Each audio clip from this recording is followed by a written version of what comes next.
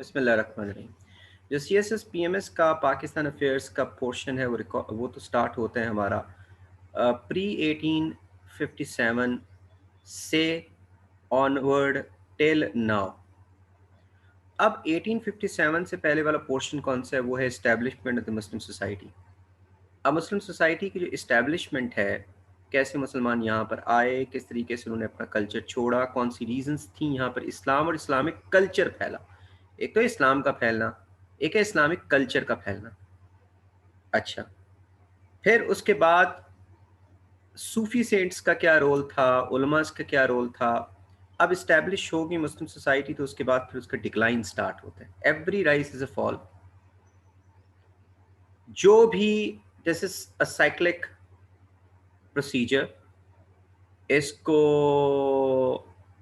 शाह वलीउल्लाह भी, उसके बाद इब्ने खल्दून भी कहती हैं कि जब भी कोई नेशन या सिविलाइजेशन राइज करती है तो it's a natural phenomenon, it has to come down. तो फिर उसके बाद एक साइकिल के साथ फिर वो ऊपर आती है, मारे खा खा खा खा खा खा, फिर उस ऊपर आती है, फिर उसके बाद नीचे जाती है। मतलब इस तरीके से क्राइस एंड फायर फॉल है। तो मुस्लिम सोसाइटी भी हिंदुस्तान के अंदर फॉल का शिकार हुई। बहुत सारी रीजंस लिखी गई हैं, आपने सिर्फ 5-7 जो रीजंस, जो जनरल रीजंस है अपने लिए आपने बचा के रखनी है और वो इसी को लिखना है। उसमें जो सब्सिडियरी रीजंस हैं उसको भी लिख सकते हो, लेकिन 7-8 से ज़्यादा आप अपने पेपर में लिख नहीं सकते हो। अच्छा, डिक्लाइन होता है। जब डिक्लाइन होता है तो एक एम्पायर डिक्लाइन होती है तो दूसरी का राइज होता है। तो हिंदुस्तान में जब मुगल्स डिक्लाइन किए तो ब्रिटिश का राइज हुआ। ब्रिटिश के राइज की रीजंस क्या थी, वजूहात क्या थी कि ब्रिटिश यहाँ पर आए और ब्रिटिश ने फ्रेंच को, पुर्तगीज को, डच को यहाँ से फारग कर दिया और फिर खुद से राइज किया। अगर आप जनरल नॉलेज के मेरे लेक्चर सुन लें, ख़ास तौर पर पाकिस्तान के बाद हिंदुस्तान आता है तो हिंदुस्तान की जो हिस्ट्री है वो मैंने बयान की है। उसमें राइज की रीजंस भी हैं और डाउनफॉल की रीजंस भी हैं, और ख़ास तौर पर ब्रिटिश एम्पायर की वो चीज़ें, वो एनालिसिस वो उसमें दिया हुआ। तो पहले तो मुस्लिम सोसाइटी इस्टेब्लिश होती है और उसके बाद फिर मुस्लिम सोसाइटी का डिक्लाइन होता है। ये दोनों मेन पोर्शंस क्वेश्चंस बना के आपको देता रहता है। अच्छा, जब डिक्लाइन होता है तो कुछ सेंसिटिव सोल्स होती हैं, वो सेंसिटिव सोल्स फिर इमर्ज करती हैं उस सोसाइटी को बचाने के लिए। तो हिंदुस्तान के सिलसिले में भी ऐसा हुआ। हिंदुस्तान में जब इस्लामिक सिविलाइजेशन अपने डाउनफॉल की तरफ रवां दवा थी तो कुछ रिलीजियस रिफॉर्मर्स निकले।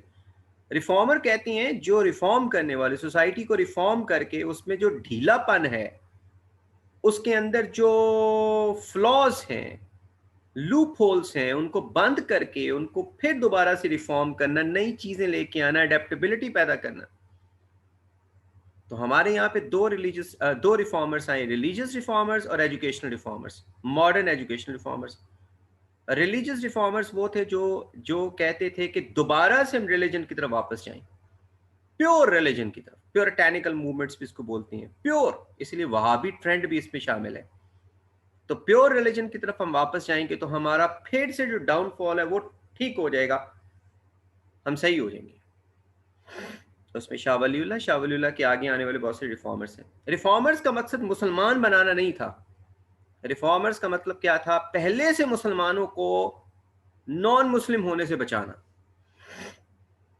तो रिफॉर्मर्स आए और फिर उसके बाद एजुकेशनल रिफॉर्मर्स आए, जिसको जो सर सैयद अहमद खान, और उसके बाद एक चेंज चली है, लेकिन मेन सर सैयद अहमद खान है, जैसे वहाँ पे मेन शाह वलीउल्लाह हैं। तो ये रिफॉर्मर्स आए उसके बाद। अच्छा, रिफॉर्मर्स आ गए तो रिफॉर्मर्स के बाद जो मॉडर्न रिफॉर्मर्स हैं उन्होंने ये नहीं कहा वापस ही चलें, जो वापस हमारे जो मेडिवल प्रिंसिपल्स से उसकी तरफ चलें और फिर हम राइज करें। उन्होंने कहा नहीं, फॉरवर्ड लुकिंग अप्रोच होनी चाहिए। हमने देखना है कि ब्रिटिश ने कैसे तरक्की की थी, अंग्रेजों ने कैसे तरक्की की थी, यूरोप कैसे तरक्की कर गया, और उन्होंने फिर पिन पॉइंट किया एजुकेशन, मॉडर्न एजुकेशन, साइंस। और साइंस को हासिल करने के लिए पहले इंग्लिश सीखनी पड़ेगी, क्योंकि इंग्लिश के बगैर हम इस वक्त की जो मॉडर्न एजुकेशन है उसको ग्रैब नहीं कर सकते।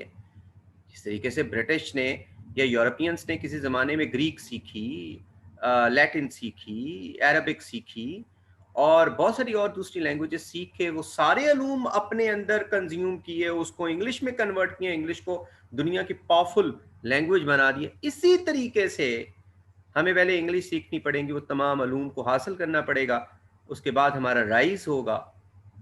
तो उन्होंने फॉरवर्ड लुकिंग अप्रोच दी, उन्होंने कहा फॉरवर्ड, आगे की तरफ देखो, पीछे छोड़ दो, पीछे कहानी खत्म हो गई।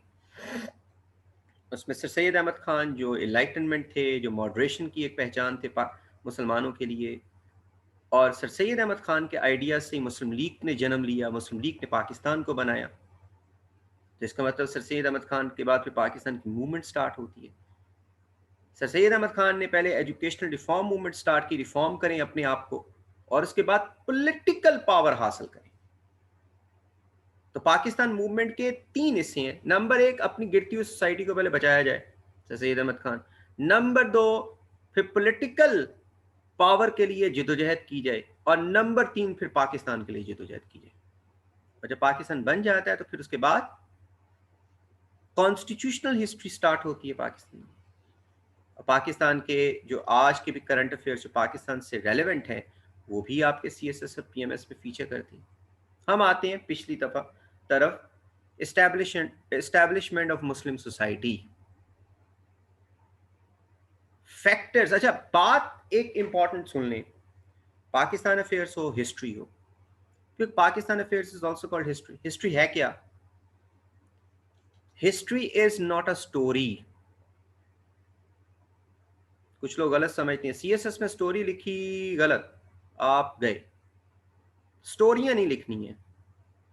आपने तीसरी क्लास में, दूसरी क्लास में पढ़ा होगा स्टोरी विद मॉरल।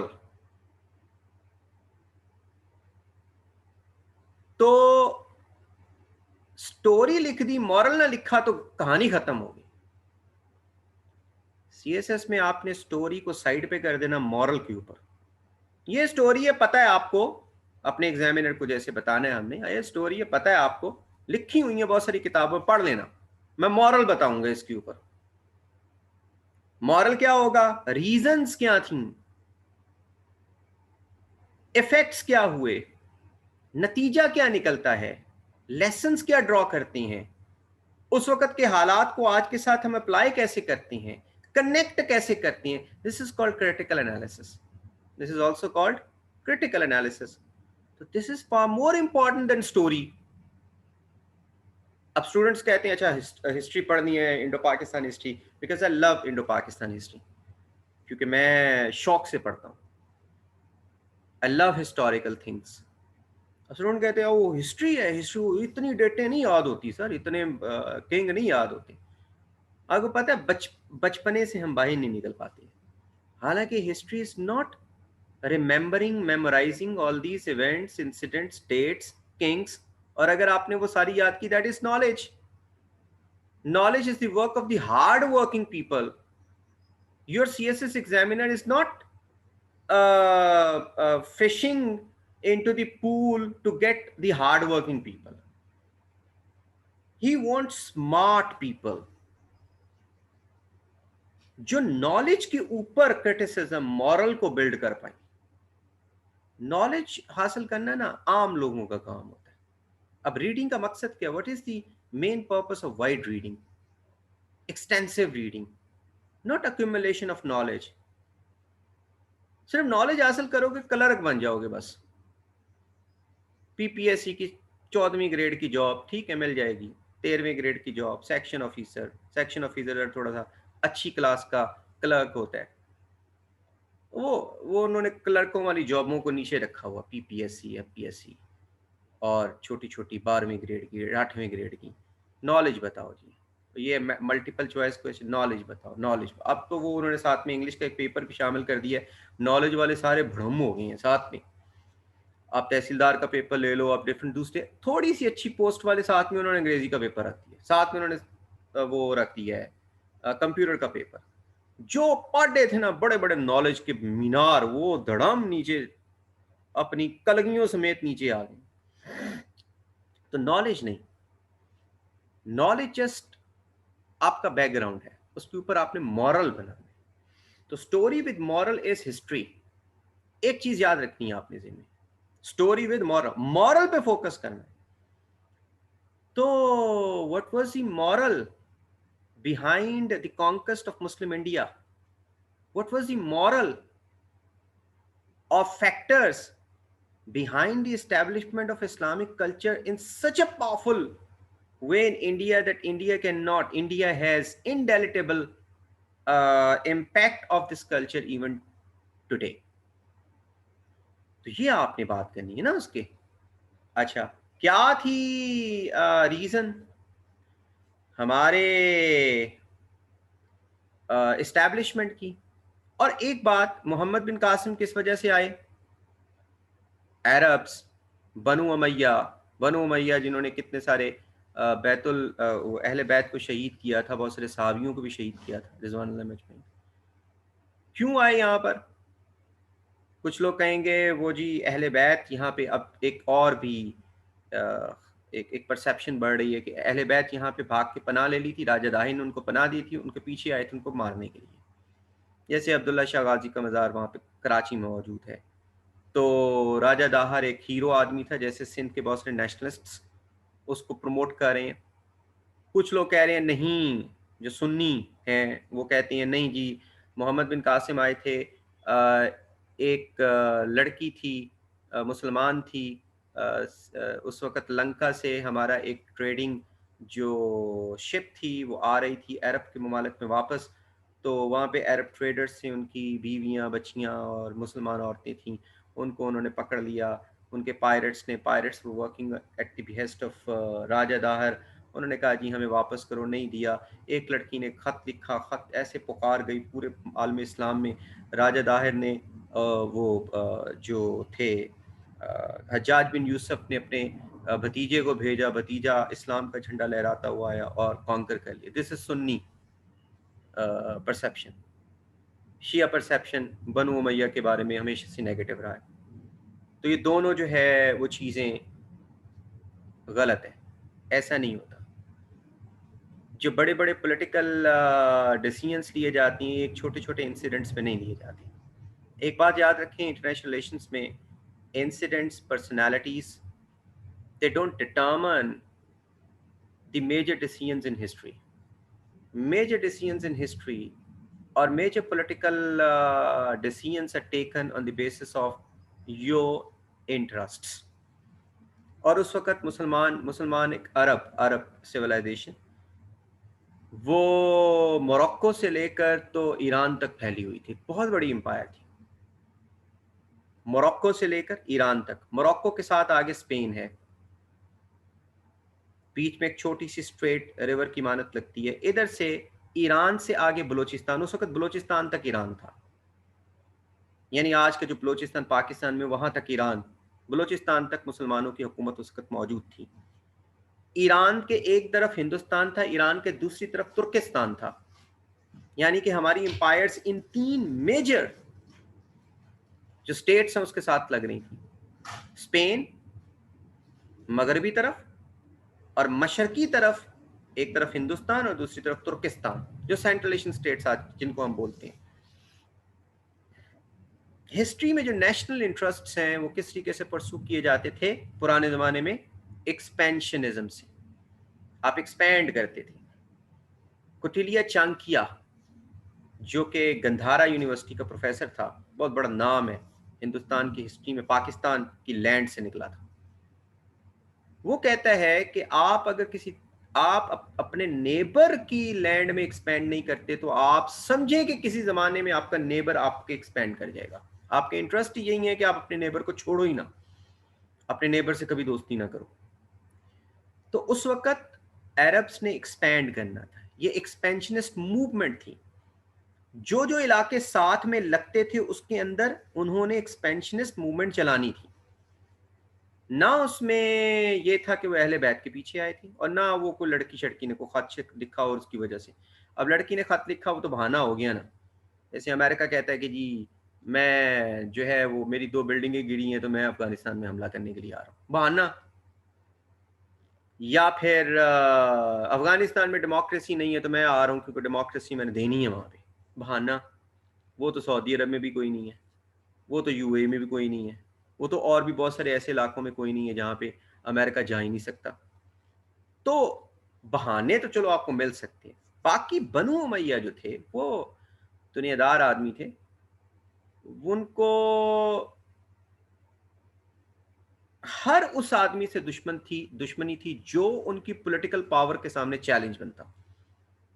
अगर हम हिस्टोरिकली देखें इसको, और चाहे वो अहले बैत हों, अहले बैत से वो डरते थे कि इनकी सपोर्ट है और ये डायरेक्टली क्लेम करती हैं, इस वजह से वो उनसे डरते थे कि भाई ये हमारी पॉलिटिकल पावर के रास्ते में चैलेंज है।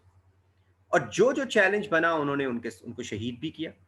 ना सिर्फ अहले बैत बल्कि दूसरे सहाबा भी, जैसे हजरत अब्दुल्ला बिन जुबैर रजी अल्लाह ताला, वो अहले बैत में से शायद नहीं थे वो, उनको भी शहीद किया क्योंकि वो उनके पॉलिटिकल जो पावर थे उनके रास्ते में चैलेंज थे। हाँ, बहुत सारे अहले बैत जो कि उनकी एम्पायर में रह रहे थे, उनको उन्होंने कुछ नहीं छेड़ा जब तक कि वो अपनी स्पिरिचुअल एनरिचमेंट के ऊपर काम करते रहे, उनके लिए कोई मसला नहीं। जब किसी ने पॉलिटिकल उनकी चैलेंज किया पॉलिटिकली, फिर उन्होंने की ब्रुटैलिटी भी। तो इस वजह से हिंदुस्तान में कुछ ऐसी बात नहीं थी, बात सिंपल सी थी, उन्होंने एक्सपैंड करना था, उनके इंटरेस्ट ही ये कहते थे। तो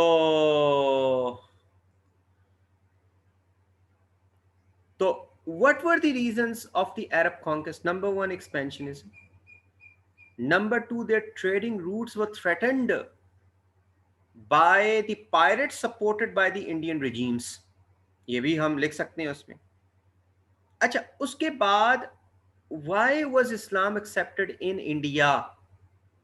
Because जब हिंदुस्तान में सिंध के मुकाम पर अरब्स दाखिल हुए तो ब्राह्मणिज्म था, ब्राह्मणिज्म की नई किस्म है हिंदुइज्म। ब्राह्मणिज्म जो हिंदुइज्म है वो अभी रिसेंटली इसका नाम दिया गया, ये पुरानी चीज नहीं है। उसको ब्राह्मणिज्म इसको कहा जाता था, यानी ब्राह्मण सबसे टॉप के ऊपर, बाकी जो बाकी थे शूदर, बुद्ध, जैन्स, इनके खिलाफ ब्राह्मण्स की हुकूमत ने, जो कि राजा दाहर की हुकूमत थी, उन्होंने जुल्म सितम तोड़ा हुआ था। वो सारे के सारे अंदर से मुसलमानों से भी मिल गए और बाहर से भी जो जो सपोर्ट कर सकता था किया उन्होंने मुसलमानों को। एक रीजन ये थी, डिसयूनिटी थी हिंदूस में या यहाँ के रहने वाले लोकल बाशिंदों में। फिर उसके बाद इस्लाम किस तरीके से फैला, क्योंकि जब भी हिंदुस्तान में कहीं दूसरी जगह से रिलीजन आया है तो हिंदुइज्म में जो लोएस्ट कास्ट है उसने धड़ाधड़ वो रिलीजन कबूल किया। वो सिर्फ इस्लाम के बारे में नहीं है, वो क्रिश्चियनिटी के बारे में भी है, वो बुद्धिज्म के बारे में भी है, वो जैन मत के बारे में भी है। क्योंकि बुद्धिज्म भी हिंदू कास्ट सिस्टम के खिलाफ एक चैलेंज बन के सामने आया था। Islam was the power at that time, the political power और पॉलिटिकल कल्चर था उस वक्त, वो भी इक्वालिटी का तस्वर देता था। इसलिए शूद्रों को वो बहुत अच्छा लगा, अपील किया, उन्होंने इस्लाम कबूल कर लिया। और इसी तरीके से बुद्धिज्म में बहुत सारे शूद्र गए।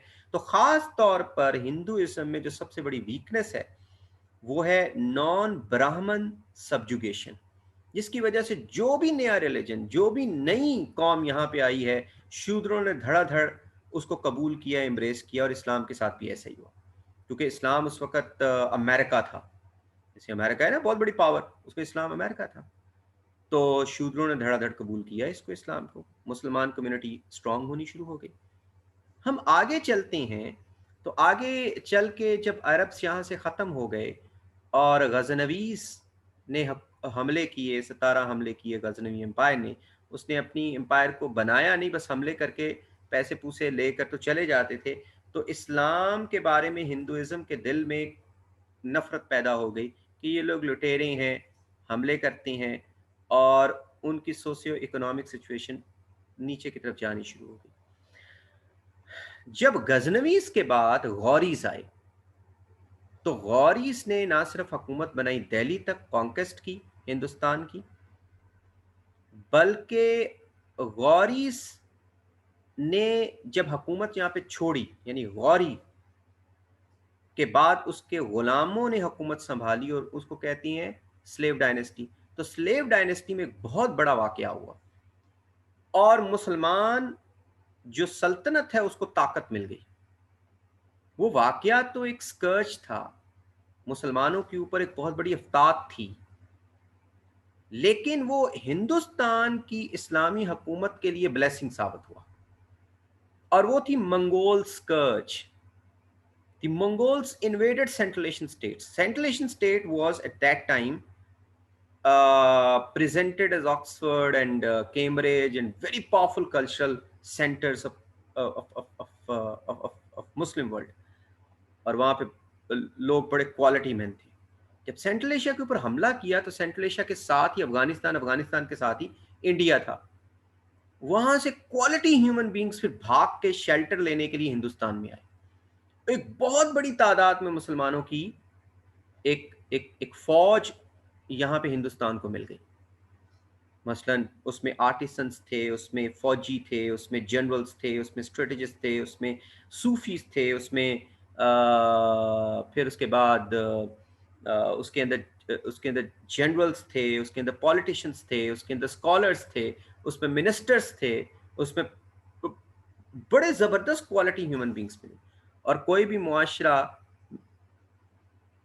पॉपुलेट करने से नहीं ताकतवर होता, हमेशा मुआशरा क्वालिटी ह्यूमन बींग्स की वजह से ताकतवर होता है। अब इसराइल की मिसाल ले लें, थोड़ी सी तादाद है पूरे अरब कंट्री में, पूरी की पूरी मिडल ईस्ट को देख लें तो बिल्कुल नुक्ते की तरह, लेकिन क्वालिटी ह्यूमन बींग्स है उनके पास। पूरी दुनिया के ऊपर उनका कब्जा, उन मीडिया के ऊपर उनका कब्जा, साइंस के ऊपर, नॉलेज के ऊपर, हर एक चीज के ऊपर उनका कब्जा है।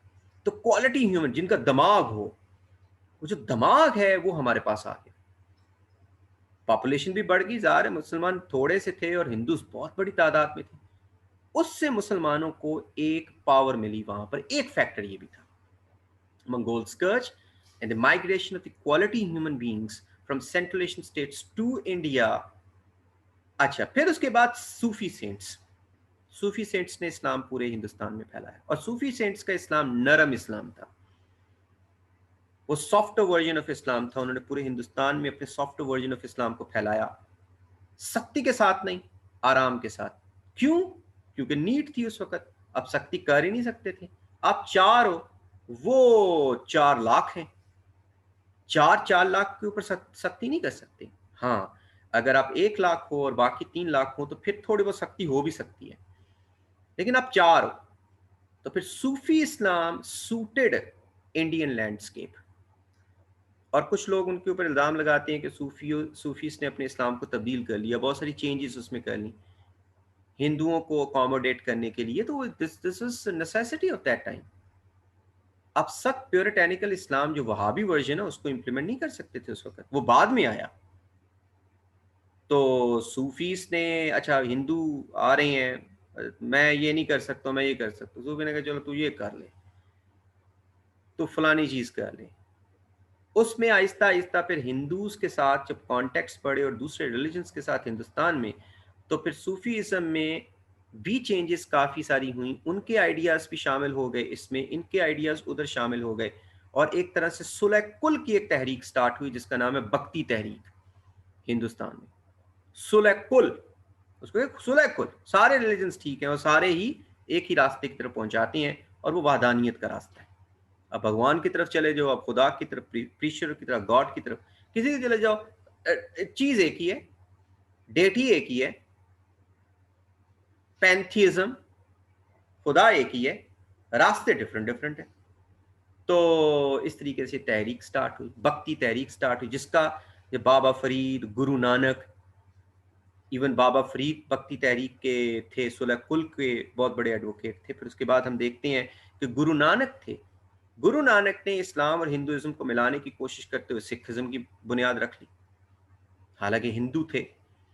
उसके बाद अकबर दी ग्रेट, उनसे पहले जो नहीं, हाँ उससे बाद अकबर दी ग्रेट जो आया था, वो भी सुलह कुल को मानने वाला था। उसने कोई रिलीजन नया कोई नहीं दिया था। हाँ, सुलह कुल था जरा ज्यादा इंथियजिस्टिक हो गया कि हिंदुइज्म, इस्लाम और बहुत सारे रिलीजन्स को एक बना दिया जाए, तो वो कॉन्सेप्ट वही था जिसको कहते हैं सुलह कुल। तो ये फैक्टर्स है बहुत सारे जो मुसलमानों की सोसाइटी को मजबूत किया। फिर मुसलमानों ने कल्चर छोड़ा, मुसलमानों ने उर्दू लैंग्वेज दी, उन्होंने आके देखा यार हम संस्कृत नहीं समझ सकते, वो हमारी ज़बान नहीं समझ सकते। और मुसलमानों की भी बहुत सारे इन्फ्लुएंसेस आए, कुछ पर्शियंस आए, कुछ अरब्स आए, कुछ कुछ तर्क्स आए, तीनों की डिफरेंट डिफरेंट लैंग्वेजेस थी, तीनों भी मिला दिया, संस्कृत में मिला दी, प्राकृत, सारी लैंग्वेजेस को मिला के एक लैंग्वेज दी, उर्दू। रेखता, रेखता एकताई, या फिर हिंदी, हिंदी भी वही है, सिर्फ लिखने में डिफरेंस है, बोलने में कोई नहीं। तो इस एक लैंग्वेज ने पूरे हिंदुस्तान को यूनाइट कर दिया, यूनिफाइंग फैक्टर। अलाउद्दीन खलजी के जमाने में ये पैदा हुई। अमीर खुसरो इसके पहले पोएट करार दिए गए। तो मुसलमानों ने उर्दू दी, मुसलमानों ने सैंड का इंडिया अपने हाथ में मुगल्स ने पकड़ा, सैंड का बना हुआ, और मार्बल का छोड़ा, मार्बल गोल्ड, जो कि पर्शियन कल्चर था। मुसलमानों ने मीनार और डोम का डिजाइन दिया, मुसलमानों ने रेड ब्रिक का डिजाइन, जिसको काशी डिजाइन बोलती हैं आर्किटेक्चर में, वो दिया। मुसलमानों ने म्यूजिक छोड़ा, धरुपद, ठुमरी, दो क्लासिकल म्यूजिक्स हैं। आज सारा बॉलीवुड इन दो क्लासिकल म्यूजिक की बेसिस के ऊपर चल रहा है, धरुपद, ठुमरी। आप देखें ना, वो पुराने साज लेके बैठे होते हैं लोग और वो गा रहे होते हैं, वो सारे के सारे ये बेसिक्स हैं। इन बेसिक्स से आगे फिर बंदा सीखते हैं। तो जितनी म्यूजिक इंडस्ट्री है, धरुपद, ठुमरी, धरुपद, ठुमरी, मुसलमानों ने दिया। शाह रंगीला जो है ठुमरी को बनाने वालों में से को ऑथर था। उससे पहले धरुपद, धरुपद अपने ज़माने में पीक हासिल किया तानसेन के ज़माने में, मियाँ तानसेन। तो मुसलमानों ने अपना कल्चर वहाँ पे छोड़ा। आज भी मुसलमानों के निशानात, मुसलमानों ने गार्डन्स के डिज़ाइंस दिए, जो हिंदुओं के नैरो नैरो गलियाँ थी, क्योंकि उनकी रिलीजियस प्लेसेस बहुत नैरो, तंग, कंजेस्टेड होती थी। मस्जिद का एक खुला हवादार डिज़ाइन दिया, और घर भी फिर उसी तरीके से बनने स्टार्ट हो गए। आज भी मुसलमानों का ये कल्चर वहाँ पे मौजूद है। इसी तरीके से बहुत सारे फैक्टर्स हैं जिसने मुसलमान इस्लामिक सोसाइटी को, एक फैक्टर जैसे एक और भी, कि मुगल रूलर्स अपने आप को फादर फिगर समझते थे। ये बहुत बड़ा फैक्टर है। Mughals, and even before Mughals, the Delhi Sultanate, they made the Indians realize that they were not the colonial power. They did not come here to loot them and rob them and run away. They were here to live as Indians. They were quite different from the British and the Europeans who came later on. Because the Europeans came with an aim to loot. $45 trillion they looted from India and emptied their treasury. But the Mughals did not do this way. Mughals accumulated the wealth inside India. They accumulated the wealth. And under Mughals, India generated 25% of the wealth of the world. 25% GDP of the world. Shashi Tharoor कहता है अपनी research book में, बड़ी शोरा फाक उसकी किताब है, वो कहता है मुगल्स के ज़माने में, खासतौर पे आखिरी मुगल्स के ज़माने में, 25% दुनिया का जितनी भी वेल्थ थी उसका 25% हिंदुस्तान में पड़ा था।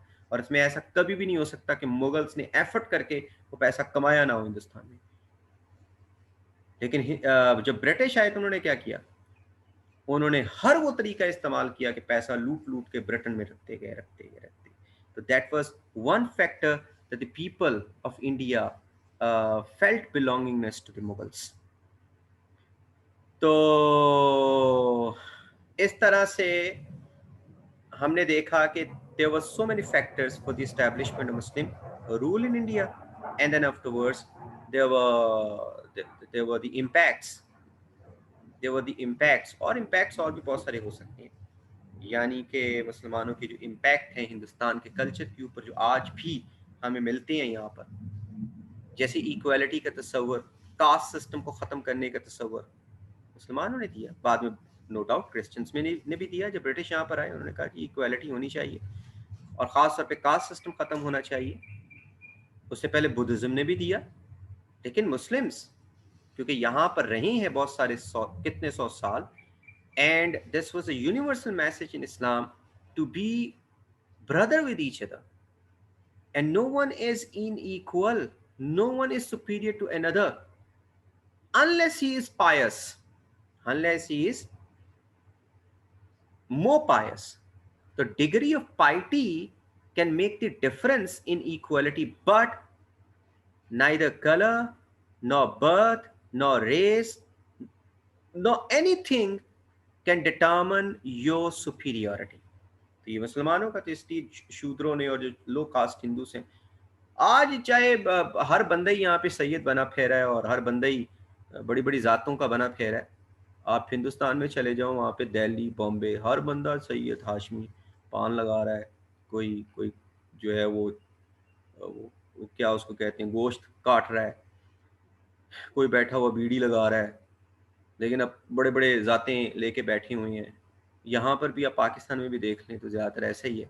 लेकिन हकीकत में यही है कि हमारे जो आबा अजदाद ज़्यादातर शूदर ही थे, वर्किंग क्लास थे, छोटे छोटे काम करने वाले थे। वो बाद में आके हम जिसके पास ज़्यादा लैंड आ गई उसने अपना चेंज ही कर जी, हाँ नहीं हम तो वो पिछों ही वड्डे सा। तो ये थी जी इस्टेब्लिशमेंट ऑफ मुस्लिम सोसाइटी। अब दूसरा आती है क्वेश्चन, इस्टेब्लिश हो गई, मुसलमानों ने अपना रूज देखा, बहुत रूज देखा, और फिर उसका डिक्लाइन हो गया। अब ये पॉइंट्स जो है ना, रीजंस, फैक्टर्स, और उसके बाद आप जो इम्पैक्ट है ये आप लिखते जाइए, रिकॉर्डेड आपको मिल जाएगी तो आप लिखते जाइएगा। तो दूसरे नंबर पर डिक्लाइन आया, और जब डिक्लाइन आया तो मुगल्स थे। अच्छा, डिक्लाइन की कुछ जनरल रीजंस होती है, general reason the ones which can be applied everywhere to all the civilizations. So Mughals, they made one of the civilizations of many. So Mughals were one civilization. So there were some general reasons, और इसमें से एक reason जो सारी मुस्लिम civilisation के ऊपर apply होती है वो क्या थी? Intellectual stagnation, research, science, technology पीछे रह गए, इंटेलेक्चुअली हम लिमिटेड हो गए। चंद एक बड़े लोग थे हमारे जो एलीट क्लास अशराफिया में आती थी, intellect was contained to them. आम general masses में that intellectual progress could not disseminate, and one of the reasons was printer. हमारे उलमास ने उस वक्त भी कुफर के फतवे दिए प्रिंटर के खिलाफ। हमारे even progressive ruler such as Akbar ने इनकार कर दिया लेने के लिए प्रिंटर को। प्रिंटर उसके सामने पेश किया गया जो कि जेजुट फादर था पुर्तगाल का, उन्हें प्रिंटर लें, देखें तो सही, बड़ा ज़बरदस्त चीज़ है, एक ही वक्त में बहुत सारे सफ़े छप जाती हैं, आप अपने कॉपियर से लिखवाती हैं किताबें तो बहुत देर लग जाती है, तो इससे इल्म फैलेगा। अकबर ने कहा दिखाओ तो सही, उसने छाप के दिखाया, इतनी अच्छी लिखाई नहीं थी, उसने तोड़ दिया। उसने कहा मैं how can I chop off the hands of my copiers, इतने खूबसूरत राइटिंग के साथ लिखते हैं तो मैं उनके हाथ काट के फेंक दूँ? उसने कबूल ही नहीं। और उसके बाद से लेकर इवन 19th सेंचुरी तक प्रिंटर को कुफर के फतवे मिलते रहे हमारे उलमा से, हमारे मुफ्तियों से। जैसे हमारे मुफ्तियों ने रेडियो के ऊपर कुफर के फतवे लगाए, स्पीकर के ऊपर कुफर के फतवे लगाए, टेलीविजन के ऊपर कुफर के फतवे लगाए, डिश एंटीना के ऊपर कुफर के फतवे लगाए, और केबल के ऊपर भी लगाए, और अब सारे अपने अपने केबल चैनल बना के तो बैठे हुए हैं। पहले बेड़ा गर्क करके कौम का, फिर उसके बाद सबने बना के बैठे हुए। तो इसका मतलब है सही रिलीजियस स्कॉलर्स के हाथ में दीन को समझना चाहिए। हर मौलवी जो है वो रिलीजियस स्कॉलर नहीं होता।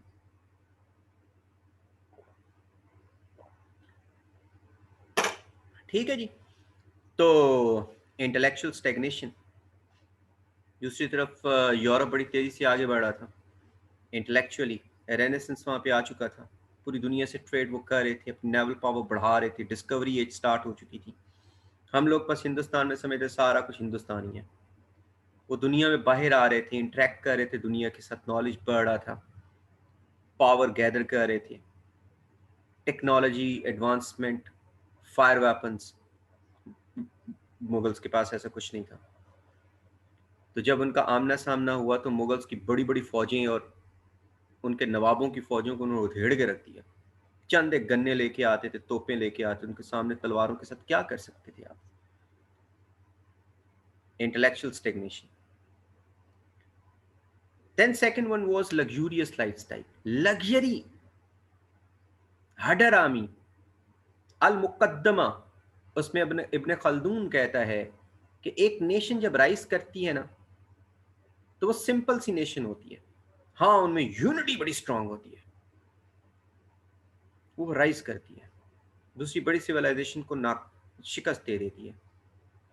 और फिर उसके बाद आहिस्ता आहिस्ता उसमें आसूदगी पैदा होनी शुरू हो जाती है। जब पैसा बहुत ज्यादा हो जाता है, आसूदगी, complacent, they would become complacent, और फिर उसके साथ उनकी जो एनर्जीज हैं सैप होना शुरू हो जाती हैं। They are no more battle hardened. हमारे आखिरी प्रिंसेस बैटल हार्डन नहीं थे।